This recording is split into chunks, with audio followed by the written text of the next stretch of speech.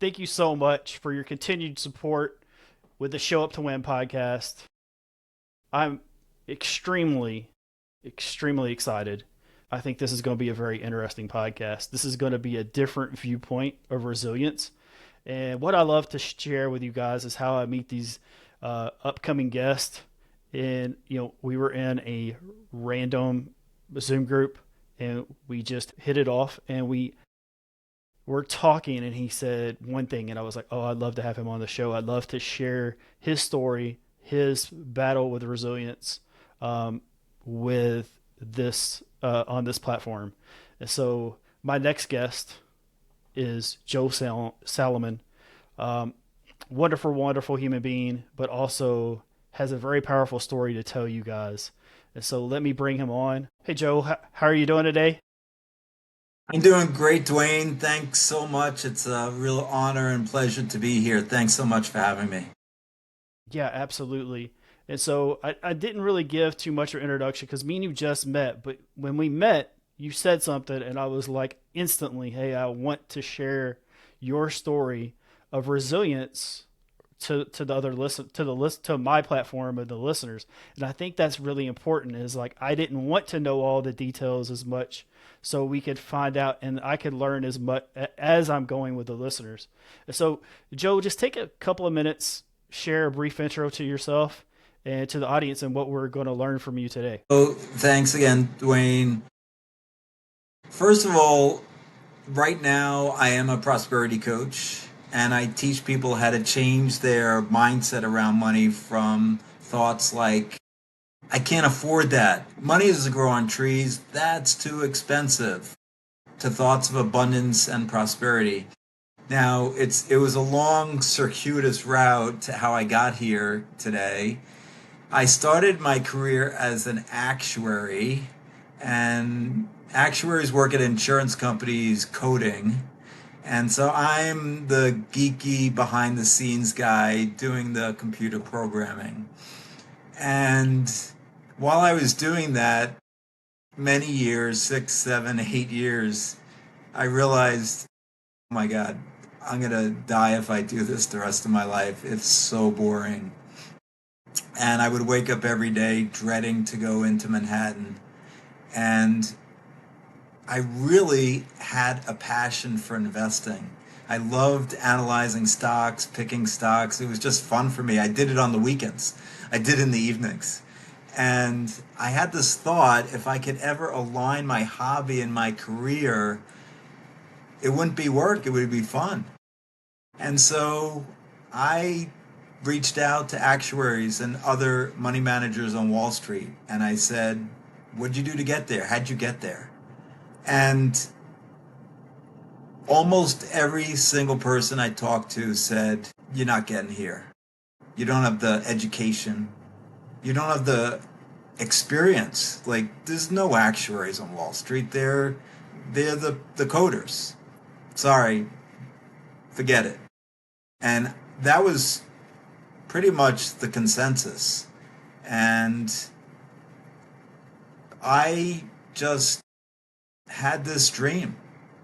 And so I was persistent. I probably talked to 100 people. And the 100th person I talked to said, here's how I got here, and you should follow my path. And he was an actuary. It's amazing. And so I'm like, okay, there's one geeky guy on Wall Street who somehow made it. I'm gonna follow his path. And so I started on this route. I quit a job where I was making $110,000 at 27 years old, which in today's dollars is about 245,000. So imagine making $245,000 at 27, 5 years out of school, 6 years out of school, and taking a pay cut, a 30% pay cut because you have a dream. And everyone's giving you more doubt. You know, I tell them, I shouldn't have told my friends, should have told my parents, but I told them I got this great job as a credit analyst. I'm one step closer to my dream. And they're like, what are you doing? You're taking a pay cut? You know you can barely afford your apartment now. What are you doing? So more doubt. And I said, you know what? I got to do this. And And I remember on the interview for that company, I asked the guy who was going to be my manager, so how quickly do you think I'll get back to my salary? Because he said this is, this you're coming in with a 30% pay cut. He said, give it 5 years, you'll be making plenty more. And it did take 5 years to exceed where I was, but I had to leave the company because they didn't pay well. Wow. So I found another job doing private investing for another insurance company, and I 18 months into that job, we were all laid off. Yeah. And so I was going to be out on the street, so I started, and we knew because there was another company that had acquired my company's division, and so we interviewed for our existing jobs. And my boss, after his interview, said, Joel, start looking. It doesn't, they're not going to keep us. And so Right. this was September, and we had like 3 months because I had a pretty good idea. End the year, that's when they'll let you. And so I started looking for other jobs. I got a job at my prior company. They were going to take me back for the salary I left. It was only 18 months later. They didn't, I left on good terms, but I didn't want to go backwards. And then the company I was at had another job in Switzerland. And I was like, well, I love to travel. This is not exactly what I wanted to do. It's not it was back it was actually doing the work as a credit analyst like I was doing previously, but it was going to be in Zurich, Switzerland. And you don't know this about me, Dwayne, but one of my biggest passions in life is traveling. And they Wow. were going No, to I put didn't me I didn't know up that. they were going to put me up in an apartment and for 3 to 6 months, and I was like, well, I probably could travel to 5 or 10 countries, and so I accepted that job. And when I got to Zurich, I started traveling, and then I asked my boss if I could stay longer and longer, and it became a year and a half. And I traveled to 40 countries when I was there. I had the time of my life. I was so grateful and happy, and I didn't love the job itself, but I said, I'm doing traveling and getting paid in this purple money, so it's not Right. bad. So give me just a second, Joe. So I want to get with the listeners. There's a lot of similarities between mine and your story because you were willing to leave something that was working to go after your dream, but also the travel part. Had you been a frequent traveler before that, or no? That was your first time, and so I think that's So also yeah. Sorry to no. interrupt, Dwayne. I No, I was traveled a just going to little. say, I think with entrepreneurs, they usually don't travel before, but then they realize how much they love to travel as they're going through their dream. So that's why I wanted to bring that up. The other thing is so the first question I would like to ask you is between your 1 and 8 year part. Like I'm a huge believer in the psychology of children's psychology. Usually there's something between that time period that gets you to where you want to be. So was there something that you like were you like picking up newspapers and like thinking about stocks, or was it did this come out later? I mean, do you feel like there was something there? So I spent some time with my childhood buddies, and we would all were interested in investing and compounding our money quicker, and it was fun for us. But when I was studying to be an actuary at that insurance company, one of the exams was about stock investing. And when I was learning that, it was just fun for me to learn that stuff. I was like, wow, I get to read about this, and then I was getting every time you pass an exam, you got a raise. So I was like getting a 3%, 4, 5% raise, and I get to study, and they give you time off to study. So I'm like getting paid to study to pass the exam and learn this stuff. So that's why I was like, I read about it, and I was like, wow, I really enjoy learning about this stuff. If I could do it as a career, it would be fun. It wouldn't be work. Right. So let's go back to where we were talking. You were talking about with in Switzerland. So you're in Switzerland, and you're pursuing your dream, some different obstacles are coming in the way. So this is a part about being resilient, is to like stick to your dream, stick to those. When you get around those obstacles, you can swerve around them. And so I like the way that you're working the system to get to where you want it to get, but also you're in a place that you're like, this isn't what I signed up for, but hey, I'm willing to do it. So tell me a little bit about Switzerland and Yeah, so the job in Switzerland was basically the similar type of job that I was doing at the company after I left the insurance company. So I was kind of taking a step back, but I had a job and it was in Switzerland and it allowed me to travel. So I knew in my mind it was like a little bit of a circuitous route to get to where I ultimately wanted to go. But I also realized I was able to do something that I loved, combining with something that I didn't necessarily love. And and I got to travel to 40 countries when I was there. And it was a lot of growth, personal growth and professional growth. I was obviously there alone. I met some of my colleagues in January of the year. I moved over there in January of 99, in April of 99. I went over there in January of 99 for a few weeks to get to meet my colleagues, my new colleagues. And so I didn't really know anyone there. And I went over and traveled a lot by myself. And I hadn't done that at all. And imagine traveling alone, not knowing the language most of the time. You know, I traveled to Spain and France, and I knew more French than Spanish, but I didn't know any Portuguese when I went there, and very little German, and so on to the other countries. It was just, I put myself out there. I'm like, I'm not going to stop traveling because nobody else wants to come with me. I asked my colleagues. Nobody really wanted to go. They were married with kids or married, and they didn't have the flexibility I had to go away every weekend. And I had no responsibilities. So I'm like, okay, what capital city am I going to this weekend? yeah. The thing is it gives you a different perspective. You're able to use your perception and go visit other cultures. As like what you said, you had to kind of take a step back to get more secure because of the other part. But I know that there was that burning part in your heart that was like, I want to get to the dream. I want to get to where I'm right. And so I feel like this is a moment of preparation. I feel like a lot of people, they don't realize it when it's happening to them. They feel like they're off track or off balance. But I love the fact that you were diving into personal development, but also you were actually doing some relaxation too with it as you were going through, and you were learning different cultures and those type of things. And that's going to help you later on. So I don't know if you were aware at that time how much that was going to, but the culture of other countries allows you to have an understanding, especially when you're talking about with stocks, money, those type of things. The more you know about what someone else is feeling, the more you understand their pain, their purpose, those type of things. And so those are really great things for investors.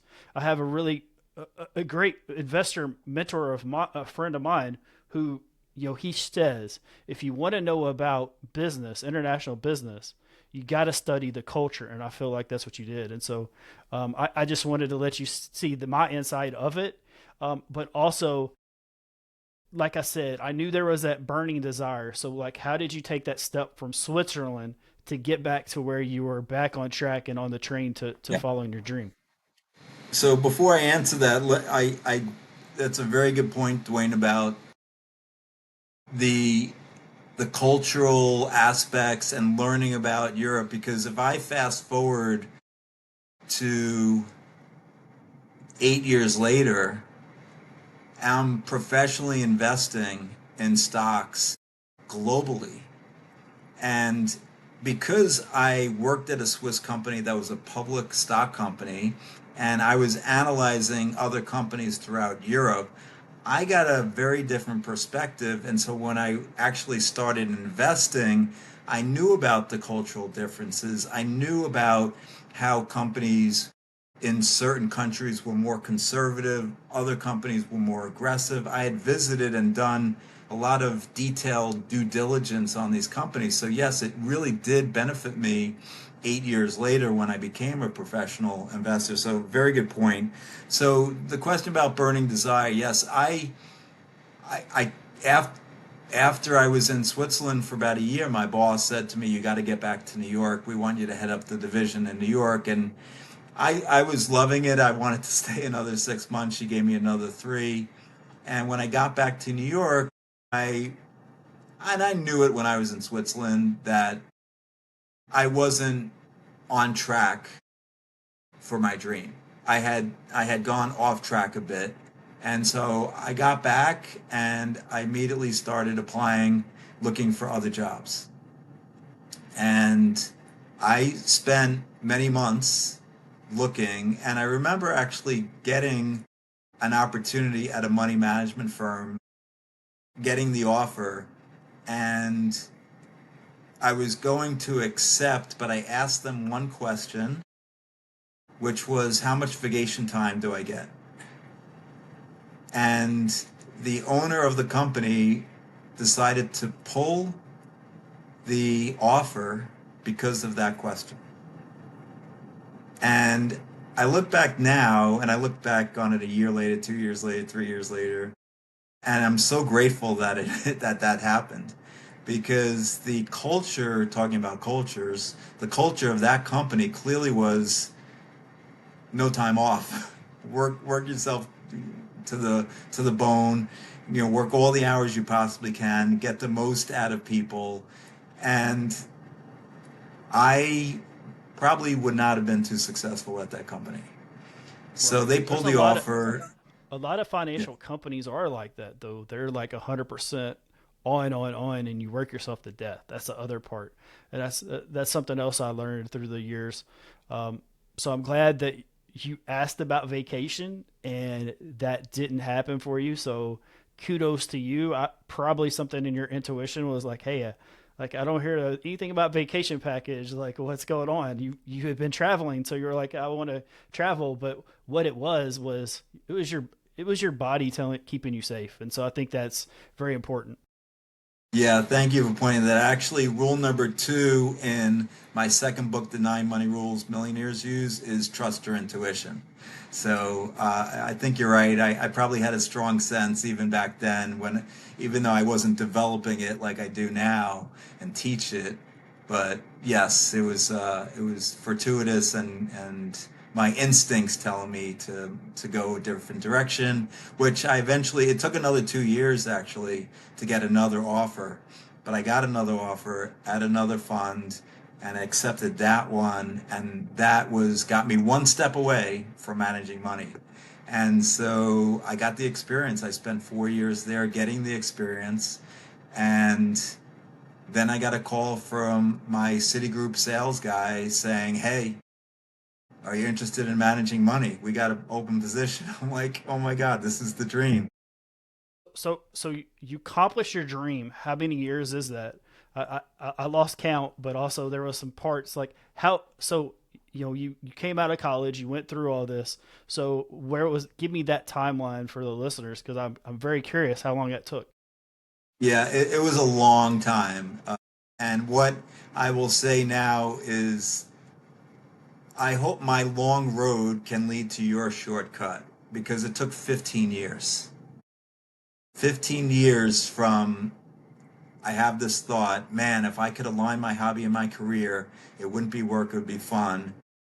93, 2008, I achieved the dream. And That's so, so that's so amazing. I want to congratulate you on doing the dream. And so one of the things is because I mean, like I said, we're familiar with each other. Like I was a speaker at 20. So I'm 48. It took me 28 years to get back into the speaker, the circle row. So you actually beat me, man. So I'm just letting you know, like you got in alignment quicker. So don't beat yourself up that it took 15 years because people think that it should just take a little while. The thing about it is there is no timeline. We have to realize that there is no timeline. There's no comparison. And when we start doing that, there's freedom. And so I just want the listeners to understand if they're wherever they are, their dream is still out there. Unless it's like an athletic sport or something like where you have to physically, a 60-year-old guy is not going to go play in the NBA or the Major League Baseball or NFL.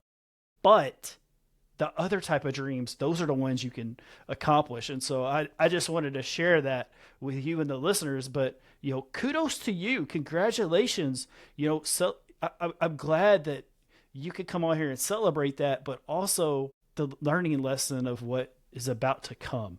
I think that's like the other part is when we open a door and we go through it and then we go to the next room, we have to realize that those lessons prepared us for what was in for this room. So Correct. I'm very curious, like what you learned, and so you can share with us. So yeah, so 15 years, and I've gotten the question many times. So, like, you worked at an insurance company as an actuary, like that has really very little to do with investing. And then you worked at Moody's as a credit analyst, and does that really have anything to?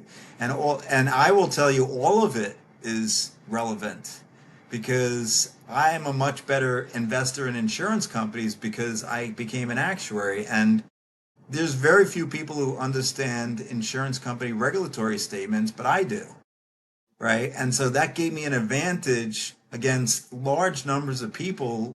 And so it got me that job at that money management company. And so the experience I gathered, the experience in Europe, in Switzerland, I analyzed international companies. And when that fund hired me, they wanted somebody with international experience. And so every little piece had a benefit, even though if you looked at it, it was like, how did going to Switzerland for a year and a half benefit you at all? It puts you away from achieving your dreams sooner. But I think I needed all those pieces to be in place to then actually get the offer from Citigroup, because even during the interviewing process, they were asking me, have you ever looked at international companies? Would you be interested in investing internationally? And they liked the fact that I had that European experience. They liked the fact that I was an actuary. So all these other things I had benefiting me compared to people who had 10 years of experience investing. I had zero, right? I had 0 years of experience professionally investing as a money manager, and I got the job instead of other people. So for the listeners is he had a niche that other people didn't have. And so this company saw that he had that niche that other people, I'm not gonna say they weren't aware of it, but they didn't hire for specific. Forget it. I'm not gonna say it. Being specific with the category of just being specific, like it just being that simple. Like, hey, I'm looking for this. Joel was Was able to give them this. Yeah. Sorry to interrupt, Dwayne. And so I started with the niche and then was able to expand, right? And so other people were already like wide, and they didn't have the specific experience that I had, and then I could expand from. So that was a benefit. They were coming in wide and had to like shrink down, and these guys didn't like that, my hiring bosses. So that was a benefit. And so yeah, I overcame a lot. I had to become more outgoing, right? I had to be able to get out of my shell in order to ask the tough questions of the companies that I was investing in. And I alluded to it before we got on, Dwayne. Like, my biggest fear in life was public speaking, just as recently as 7 years ago. And so when I was a professional money manager, if I had to go to a lunch or dinner and explain, pitch my top idea, I would have a piece of paper and I'd be shaking like this. And usually it was over the dessert when we got, we had our dinners and there'd be 10 portfolio managers around. We all go around the room and share our top idea. And I'd be like shaking and reading, and I'd look around and their heads would be down in the cake or the ice cream. They'd be sleeping by the time it got to me because they had no, it was like I was a terrible speaker and so boring. And it took me until after I left the hedge fund world to realize that I really needed to improve this aspect of my life in order to promote, my business, my books, and so on. Sure. So let me just kind of with the listeners. One of the things too is Joe. This is a ancient survival tactic. Like what a lot of people don't realize is like the why you are fear of public speaking is you do not want to be ostracized. So if you look back to the tribe days, if you spoke up to the king or queen or the person in charge, they would kick you out of the tribe. And guess what? You were on your own. And so survival makes a whole lot harder. And so that's the thing is when you realize that those limiting beliefs would have kept you safe in the past, but are not relevant now to this society age. Like we, public speaking is taught in school, but what is the number one fear of most people? Public speaking. I remember being in class, and when I was called onto class, I wasn't scared of speaking until someone else was like, "Oh my gosh, I can't believe I don't want to do it right." Then you get that herd mentality, and you're like, "Oh, maybe I should be scared, right?" So instead, like we're pumped up the Superman mentality as a kid, and then as we're going through elementary school, we realize that we're not special. Oh, we're not this. We're not this. And then it's like, so I just wanted to give people an understanding of like, because I know adults right now that would do anything in the world rather than sit up and talk in their class or their office and just say, "Hey, congratulations, happy birthday," whatever. So your fear is probably the number one fear. Also the fact that you recognized it later on that, hey, I need to get better at this to be a better business person. It's a lot of people's fears. So when you're able to overcome that, guess what? That comes back into that niche part. Then they can say, hey, I can depend on you to do something. No, thank you for sharing that very important point, the ostracized place. So I'll give you, here's my reason why fear of public speaking was my biggest fear in life up until very recently. I was 13 years old. I was on stage at the Umpqua Elementary School sixth grade play. And when it came time for me to say my lines, I froze. For 30 minutes, it seemed like to me. It was more like 20 seconds. Right. It's 20 seconds, but felt like 30 minutes. Yeah. And they skipped over me, thank God. And no one remembered those few seconds except for me for the next 40 years. 40 years, right? And so I consciously decided in 2016, having met my mentor in October and asking him what he did to overcome his fear, because he started his career as an accountant. I started my career as an actuary. You probably know the difference between an accountant and an actuary. An actuary looks at his feet when he talks to you. An accountant looks at your feet when they talk to you. That was a joke. You could laugh. It's a great example. No, I appreciate that. So he told me to join Toastmasters, and I don't know, Dwayne, if you've heard of Toastmasters, but it's a group, a very supportive group where you go and speak for 4, 5, 6, 7 minutes in front of 10, 15, 20 people, and then they give you feedback immediately within a half an hour. And so I joined and stood up there for the first time to give my icebreaker, where you just talk about yourself for 4 to 6 minutes.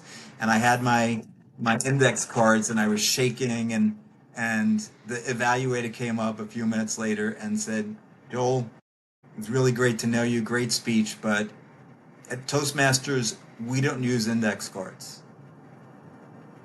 I was like, "What? What?" So but I really wanted to help people become financially free, which is what I'm doing now, teaching people the core concepts of money, the truth about money.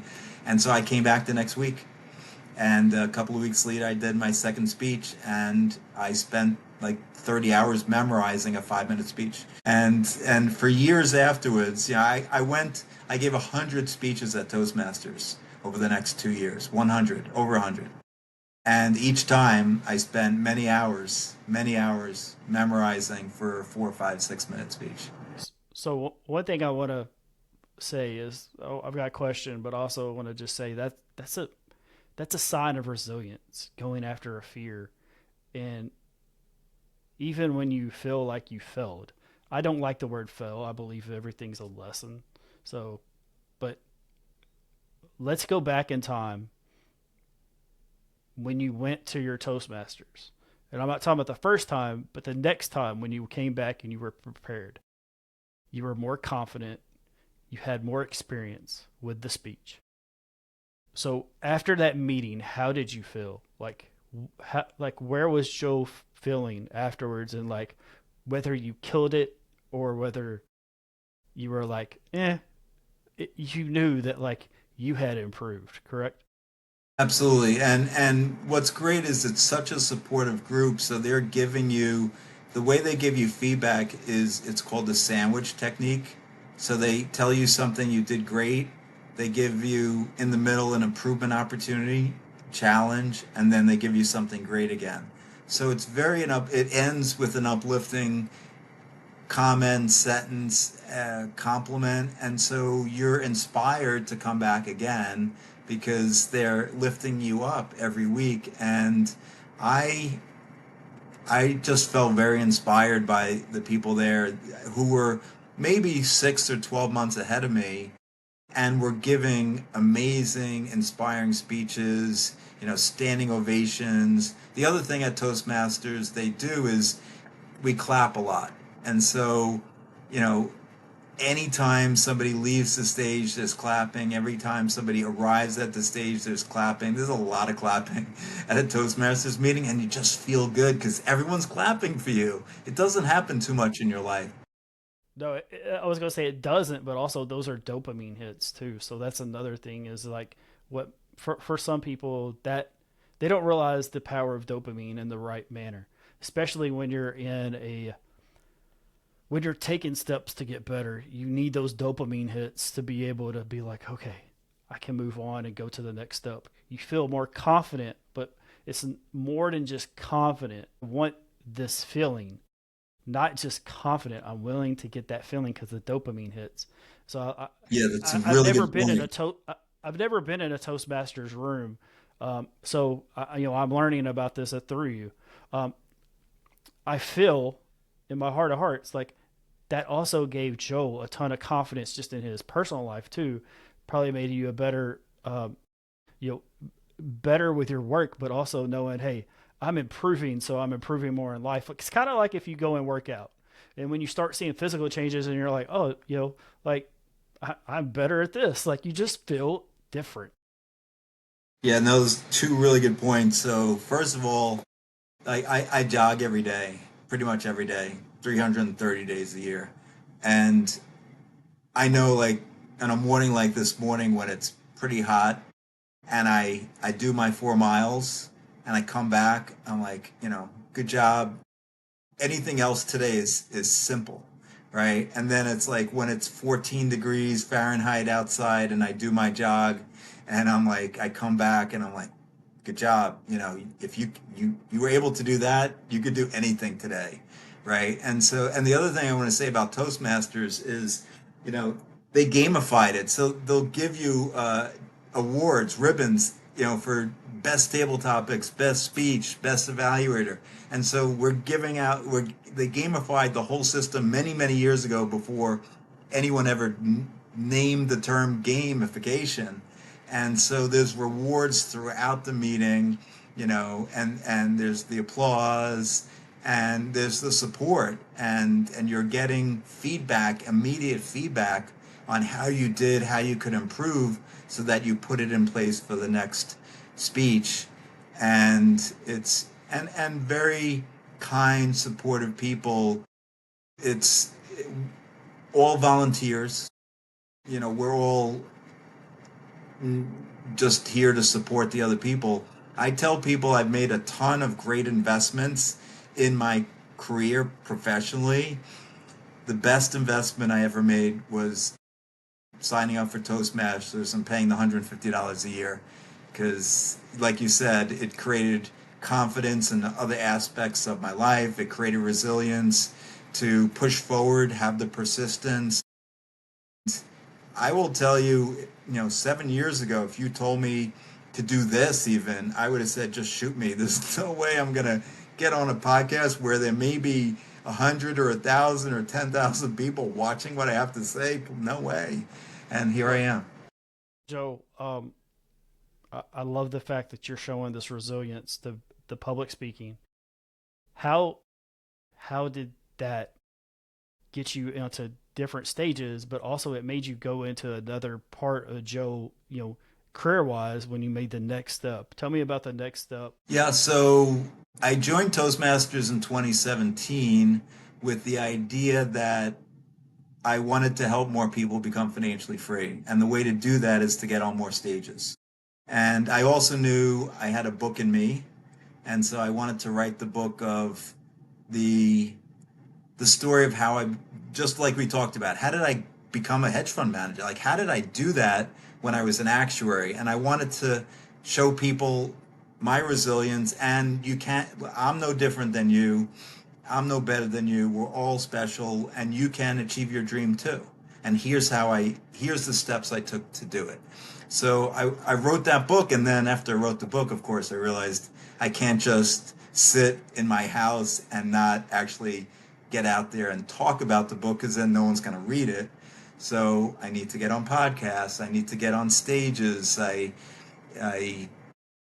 go talk to universities, be a guest speaker at a class. So I did go to Rotary clubs and chambers of commerce and Lions clubs, and I did all that in 2018 after my first book came out, and then my second book came out, and I said, okay, I gotta do it again, right? The 9 Money Rules Millionaires Use was really my first book. How do I put it? I was still cared a lot about what other people thought. And so I didn't really write the book I wanted to write. And so my second book is really the book I wanted to write first, but I was fearful about what other people were going to say. And so I had to put myself out there again and do more podcasts and more stages and so on. And so I've now, 2 years ago, I did a TEDx talk. And imagine a guy who had his biggest fear was public speaking, now doing a TEDx talk that's been viewed by over 60,000 people. It's been, and again, just shoot me 8 years ago. If you had told that Joel, you're going to speak and do a speech and it's going to be viewed by almost 60,000 people, and here we are. But I knew I needed to reach more people to help them because, as you probably know, Dwayne, money is a lot of people have the problem, and it's a high severity problem. It's significant for a lot of people. So I know I have techniques that I can help people, and I put them in that TEDx talk so people can watch it for free. And hopefully there's transformation in even just watching an 11-minute TEDx talk. So I want to ask you about the TEDx part because I feel like I will do a TEDx for sure, but also I have just met so many people who have done this, and then they keep telling me, Dwayne, like you have 2 or 3 of these in you. So I didn't know that about you, that you were a TEDx speaker. So I wasn't aware. So first of all, congratulations, because that is a different audience.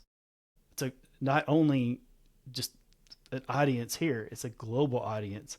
But people will watch that and they don't care about the topic. They are interested because you are front and center. That was another thing that I found out was like There's people that just watch TEDx to just be like, well, I like TEDx, like it's a TV show, and they just sit there and binge watch TEDx and just gain all that information to see what resonates with them. You were talking about the books. I just released my book in May. It's the greatest feeling. Give me some insight for someone who says, I have a book in me. I just don't think anybody would read it. Well, first I'll say hashtag doubt the doubt. Have faith in the dream. Don't have faith in your doubt. And like I talked about in my journey to becoming a hedge fund manager, a ton of people doubted me. It got in my head. I started believing it. And that's why I believe it took 15 years to get there, because I started believing the doubt. And I'll also say that most people have a book in them that will change other people's lives. And you're doing the world a disservice by hiding. Because there are people who will read your book and will be transformed. But because you haven't written it yet, you're being selfish. You're being selfish by not putting those words on paper, because there will be transformations that have happened. Even if it's 10 or 20 or 30 people, you will transform lives by putting those words on paper. So get out there, put them on paper, get that book out, because you're going to be transforming people's lives. Beautiful, beautiful, beautiful words, beautifully said. And I always tell people when I speak, if I just change one person's life, it's worth it. If I just give someone else a different perspective, it's worth it. People feel like it has to hit with everyone. It doesn't. There's an audience for everyone, though. And so I feel I'm really glad you brought that up. How did you get into prosperity coaching? So thank you for the question, Dwayne. So I was very happy. I was doing my dream. I had my own fund, actually. I didn't tell that part. But after I was working at Citigroup. Go ahead and tell how you got your fund.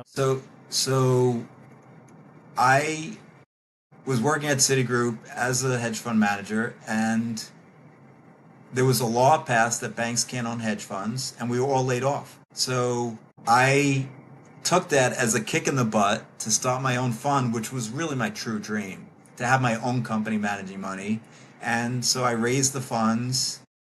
Another really important part of my resilience story is in 2012, I had orally gotten two companies agreeing to give me money. And so I went about the whole process, hiring the service providers, the accountant, the auditor, the law firm, and so on. And then I reached back out to those two firms who had orally agreed to give me money, and they both backed out. And I had no pipeline. I just assumed that both of them were going to give me money.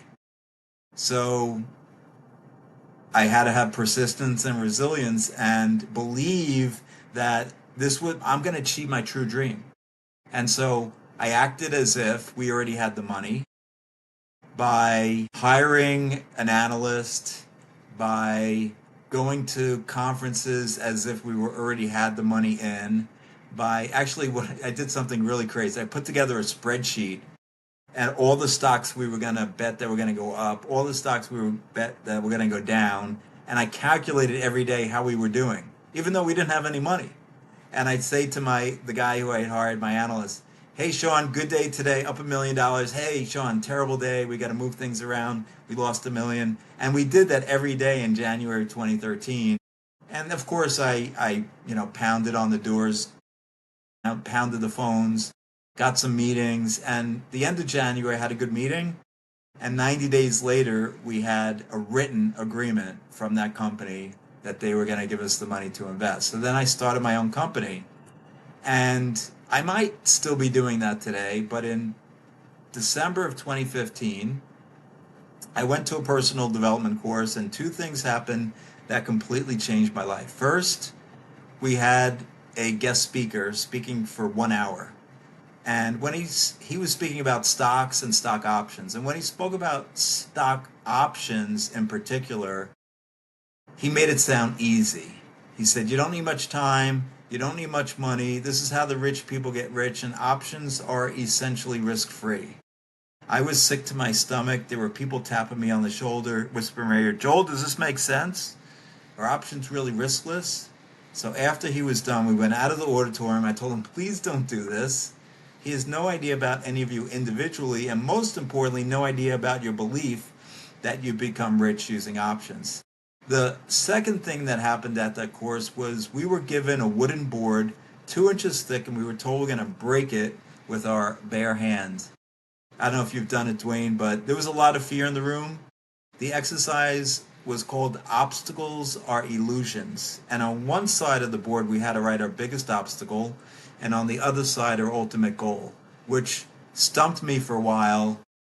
And then it hit me. Make everyone in this room financially free. Make everyone in this room financially free. And then I broke the board like the other 200 people in the room. Went home that night, couldn't sleep. First, the guy was in my head. And I realized if I could ever get up the courage to speak on a stage, because again, my biggest fear that day was public speaking, I could be authentic, not lie to them, and be of service.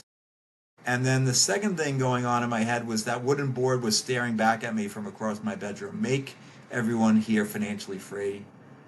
I think it hit me at 4:30. I jumped out of bed. I quickly got dressed. I was at my office in Midtown Manhattan before the sun rose, and I sent an email to my investors telling them I'm giving them the money back. I'm shutting down my fund. I figured out my true purpose to help people become financially free. So Joe, man, that takes a lot to walk away from what you felt like was your dream or what was your dream after you accomplish it to go into your purpose. Purpose, dream, two totally different things for people. Purpose is what you'll do for others in serving. The dream is just what you personally want to do, whether it's for your ego. So it is so different, and it comes with way different responsibility. And for you to just flip that switch that quick lets me know that you're very attuned to your intuition. You're very attuned to just knowing. There's a difference when you just know, hey, this is the path. If we took three roads and left, right, center, and we said pick one, you're going to get eaten by a bear in this one, or in two of these, and then one you're going to be free. Most people would be sitting there praying and doing a lot of different things, right? But that's the thing. You were getting ready to shut down your dream company to pursue a purpose, and you did not know how to pursue that purpose. And that's why I tell people it's like that fork, but there's a straight part too. It's like, which one do I choose? And so it goes back to those limiting beliefs, but there's just knowing. When you just know, hey, I'm guided by something else, God, the universe, whatever, it does not matter. There is just this one part of us, of this knowing of our intuition. And so I feel that should be congratulated as much as everything else, as you were just like, oh, yeah, I'm just going to do my purpose. So thank you so much for sharing that. And for now, once you got into your purpose, now I understand, hey, you went to Toastmasters and you did all that to do all the other stuff. And so, but that was the thing I was trying to figure out. I was like, okay, so I knew you had said something about doing your own hedge fund. And so, but yeah, man, that brings the story to a whole nother level for the listeners. This man accomplished his dream and just said, nah, I needed to be doing something else for other people. All right. So you're a prosperity coach. Tell people like where to find you, but also give somebody a lesson in this, and then we'll wrap this up. Yeah, so you can find me at my company name is Sal Laur Moore, named after my daughters Lauren and Morgan. So it's SALAURMOR.com, and ton of freebies on the website, affirmations. So I teach how to change your limiting beliefs around money. And I do that through affirmations, acting as if, I just gave an example of acting as if, visualization, and specific techniques that, proven techniques over, millennia, specific for the individual. For example, Bridget came to me, a spiritual entrepreneur, coach, and she was barely making $3,000 a month as a coach. Mostly it was because of mindset. Her money mindset was down here in fear and worry. She was didn't believe she was worthy of massive success or massive wealth. And so we worked on those techniques and strategies so that she was more confident to be able to go out and say, because she's changing lives, she's transforming lives. And I told her, what you're doing is priceless, and you're charging next to nothing, $1,000 a month, right? You should be charging at least $2,000 a month, but let's take a baby step and go to $5,000 for 3 months. And so we worked on affirmations for her to get confident in doing that. And then, believe it or not, within 60 days, she was making $10,000 a month. And so I teach mindset and strategy. And then I also teach mindset and investing because, as you heard, I love to invest in stock investing. And so I've been teaching people for the last 6, 7 years my 5-step proprietary stock screen, which is in my second book, The 9 Money Rules Millionaires Use. And just recently, what I'm really excited about is I created a done for you service.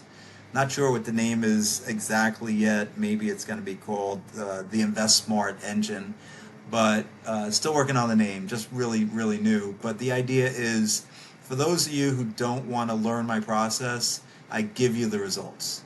And so these results have generated 50 to 170% returns for the people I've taught it to. And I know people don't want to get into spreadsheets and all that. So now you have a done for you product. So I teach mindset and investing, or mindset and strategy for the spiritual entrepreneur. And some people just come to me with money mindset. And I literally coached a guy for 12 months on money mindset. He was vibrating way down here in fear and worry. An example, like most people I think are taught incorrect, inaccurate, and limiting beliefs around money.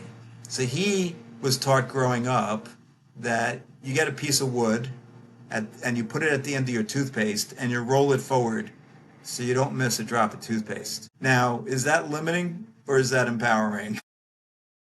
So he's believing that, he's can't miss a drop of toothpaste. By the way, the guy's making almost $500,000 a year. But he was living as if he was about to go broke every day. He looked at his checking account 3 times a day. He'd do this toothpaste thing.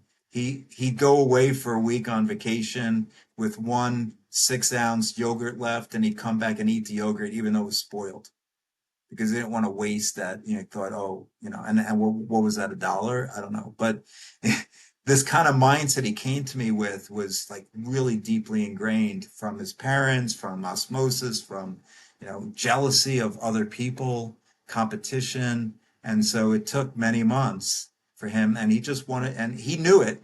He knew the most important thing is being self-aware and knowing what your issues are in order to change. And so he knew he had some issues, which was good. So those are a couple of examples of clients I've worked with. Love it. Well, man, Joe, I appreciate you coming on here and sharing your resilient story with everyone. I've been, like I said, I don't know you that well, but I also know that you know your stuff. And I'll put a link to your TEDx talk also with the podcast because I think very relevant, but also um, I just think it's very valuable. But I just I like to tell people at the end, you know, I talk about what Show Up to Win is. You definitely you personify that, and I want to say so much gratitude for you to come on the show and share your story, and also not just share your story, but to teach us some things that we wouldn't have gotten from anyone else. So I just want to say thank you so much. And so to the rest of the audience, thank you so much for your support, and Show Up to Win. I'll talk to you later, guys. Thanks. Dwayne, appreciate you.